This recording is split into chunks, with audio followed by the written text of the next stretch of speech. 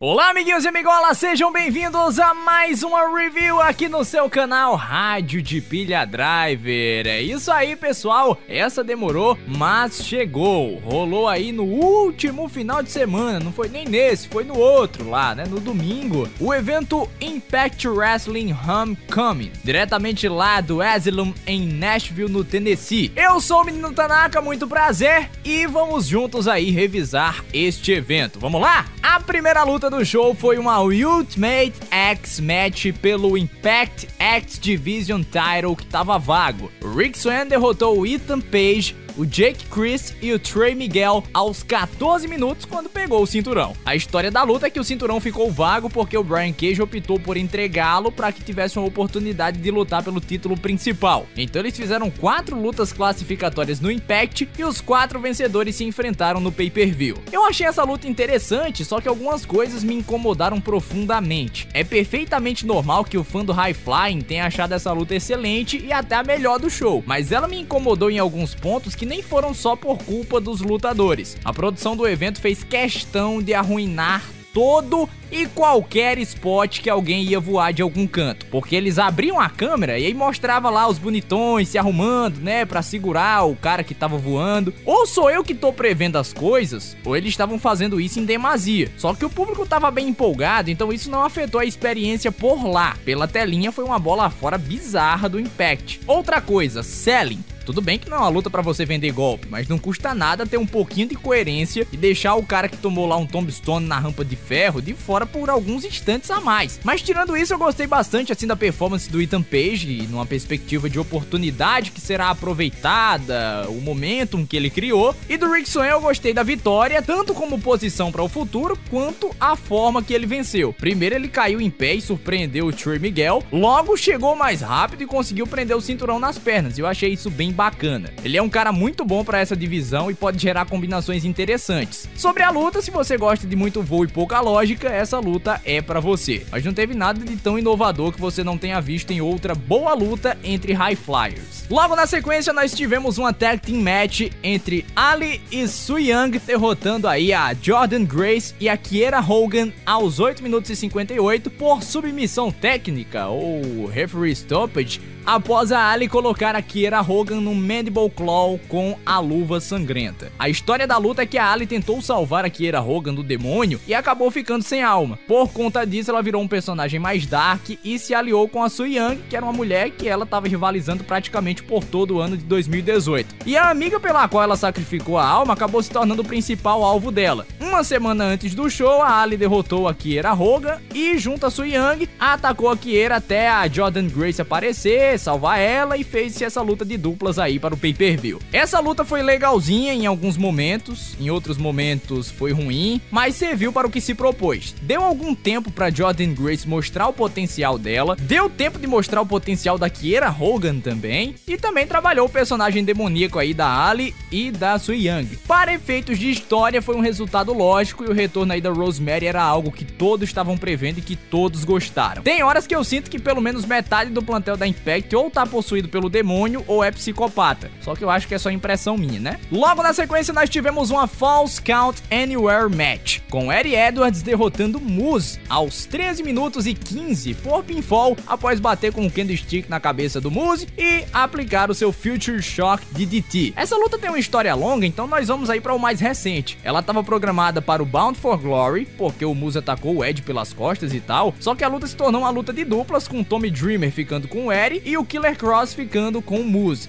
E aí a construção para o evento teve mais ataques, com o Moose prometendo que ia fazer o Ed ser preso se ele atacasse novamente. Então o Ed foi para um hospital psiquiátrico, meu Deus, encontrou com o Raven lá, fugiu, atacou o Moose e fez a luta. Em resumo é isso aí, só que não foi só isso aí, foi uma novela para chegar nessa luta. Essa luta foi muito intensa, ao mesmo tempo que ela foi muito natural, e não é que eles fizeram muita coisa, só que eles tiveram uma brawl muito consistente, o público tava sempre ligado, e ao mesmo tempo eles trabalharam alguns elementos aí que eles já tinham trabalhado em outras lutas, o que é sempre importante quando você faz um programa de vários combates, um programa de longa duração. O Eddie Edwards precisava de uma vitória como essa para fechar o arco da história de redenção, e nesse caso a interferência da Alicia Edwards fez sentido e trabalhou dentro da história. Uma luta que que eu sinceramente não sabia o que esperar e que me surpreendeu bastante por essa naturalidade e por essa fluidez. Logo na sequência nós tivemos uma singles match em que Sami Callihan, acompanhado do Dave Christ, derrotou Willie Mack por pinfall aos 10:25 após aplicar um Pile Driver. A OVE custou ao Willie Mack a chance de estar na Ultimate X Match quando eles interferiram na luta dele contra o Jake Christ e permitiram que o Jake ganhasse. Desde então, o Willie Mack esteve numa missão pessoal de acabar com o Sami Callihan. Nesse meio tempo, o Rick Swann, que era amigo do Willie Mack, não tinha qualquer vontade de ajudar o Willie Mack contra o Callihan, que estranhamente deixou passar toda e qualquer oportunidade de atacar o Rick Swann. Será que tem história aí? Pode ser. Essa luta foi regular, foi uma performance bem interessante do Sami Callihan e também do Willie Mack como babyface. Eles trabalharam bem essa dinâmica e fizeram algumas boas near falls. O importante é que o público gostou e que provavelmente isso estabeleceu mais uma possibilidade ali dentro da X Division. Não tem muito mais o que comentar, eu achei legal. Logo na sequência nós tivemos uma Monsters Ball Match, em que Eli Drake derrotou Abyss por pinfall aos 12 minutos e 10 após quebrar o remo lá, o paddle,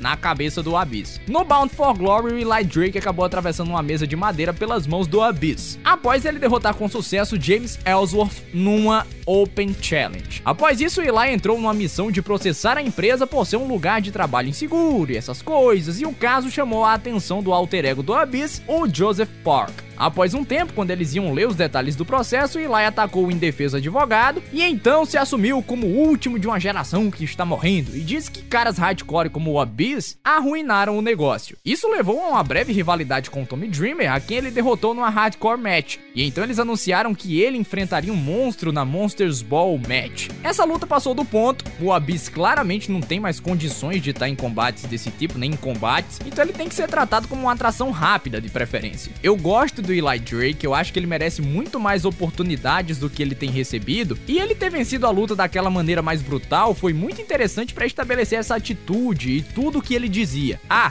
e a queda que ele tomou nas mesas lá, não é todo mundo que toma não, viu? O mais bizarro dessa luta foi a completa falta de experiência policial do Eli para prender lá as mãos do Abyss. Se o final não fosse tão relativamente violento, essa luta seria um desastre total por conta disso, e também da completa falta de necessidade do juiz ser um personagem afetado. Isso chama-se overbooking. Não foi uma luta boa, só que valeu pelo ponto futuro. Na sequência tivemos uma Impact World Tag Team Title Match, em que a LAX com Ortiz e Santana derrotaram os Lucha Brothers, Phoenix e Pentagon Jr. aos 10 minutos e 48 por pinfall, após aplicarem um golpe em dupla que eu confesso que não sei qual é, não sei o nome. Só que foi em dupla e foi no Phoenix pra reterem lá o cinturão. É como se eles tivessem girado o Phoenix num Shooting Star Press e ele caiu de cara no solo. Foi isso. A LAX queria defender o título deles contra a melhor dupla da Impact, e essa dupla era os Lucha Brothers. O Conan aconselhou eles a não fazer isso, porque não era tempo disso, e eles fizeram um desafio assim mesmo, e isso deixou o Conan bravo, porque ele dizia que muitos amigos se tornaram inimigos por conta de lutas assim. Por conta disso, ele não tava no corner da LAX na luta, só apareceu lá no final, congratulando o pessoal, dizendo que se surpreendeu, que não teve problemas. Bem, essa luta aqui foi absurda, pelo amor de Deus.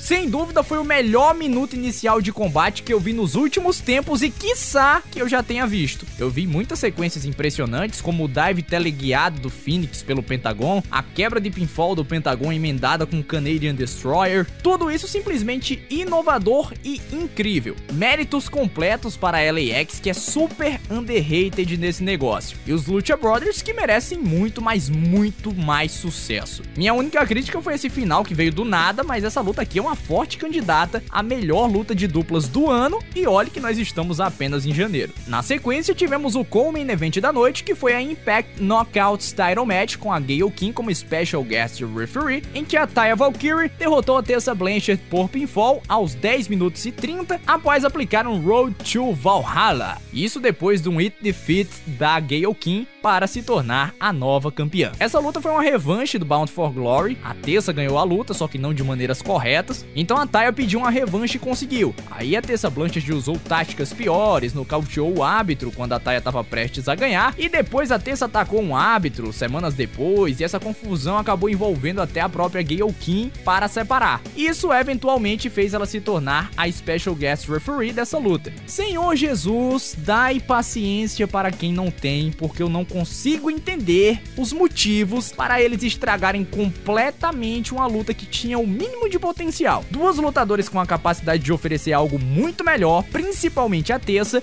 que acabaram completamente prejudicadas por conta dessa atuação digna de Oscar da Gail Kim. Um dos seres humanos mais sem expressão facial e com o menor senso de interpretação que eu já vi desde a namorada do nosso querido Flip Gordon lá no Final Battle. Depois que começou a confusão, que fazia até sentido dentro da história, mas que estragou a luta, tudo foi descendo a ladeira muito rápido assim. Fazia sentido a vitória da Taya, mas do jeito que aconteceu foi patético, completamente sem necessidade o overbooking. E se ilustra um pouco que a divisão feminina da Impact, depois de anos gloriosos, está em decadência. Fechando a noite, nós tivemos uma Impact World Title Match em que Johnny Impact, ele mesmo, reteve o cinturão derrotando Brian Cage por pinfall duvidoso aos 19 minutos e 33, depois de conseguir um roll-up todo esquisitão lá. O Brian Cage conquistou o X-Division Title do Matt Sydal e utilizou-se recentemente da opção C, que é basicamente abandonar o título para conseguir uma oportunidade pelo título principal. Título principal este que o Johnny Impact conquistou lá no Bound for Glory do Austin Aries. Não teve uma construção tão grande assim, só que uma das histórias paralelas era do Killer Kross querer ajudar o Johnny a encontrar o seu próprio instinto matador. Essa luta foi esquisita porque por vezes ela parecia que ia ficar boa, só que era somente brincadeirinha. São dois grandes lutadores que levantaram o público em determinadas sequências, só que entre essas sequências ficou um gigantesco vazio existencial. E tudo foi por água abaixo quando eles começaram a encher a luta de besteira, colocar a galera do Survival pra interferir, os ex-BBBs lá dos Estados Unidos, o que é uma tática promocional digna de TNA dos tempos antigos. Não adianta você mudar a gerência se você segue a mesma mentalidade fraca de querer ganhar promoção mainstream com esse tipo de coisa.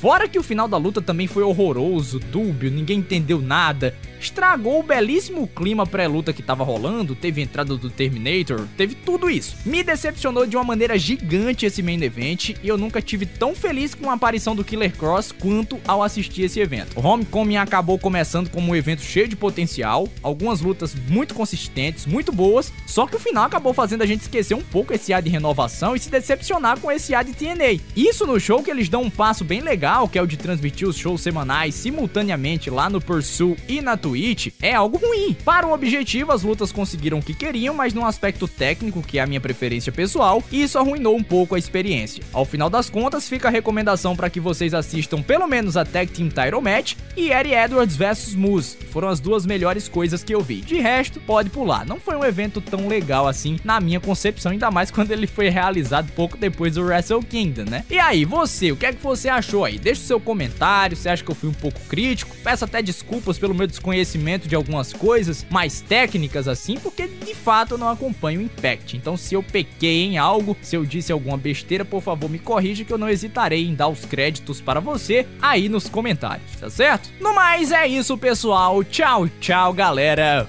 Fui!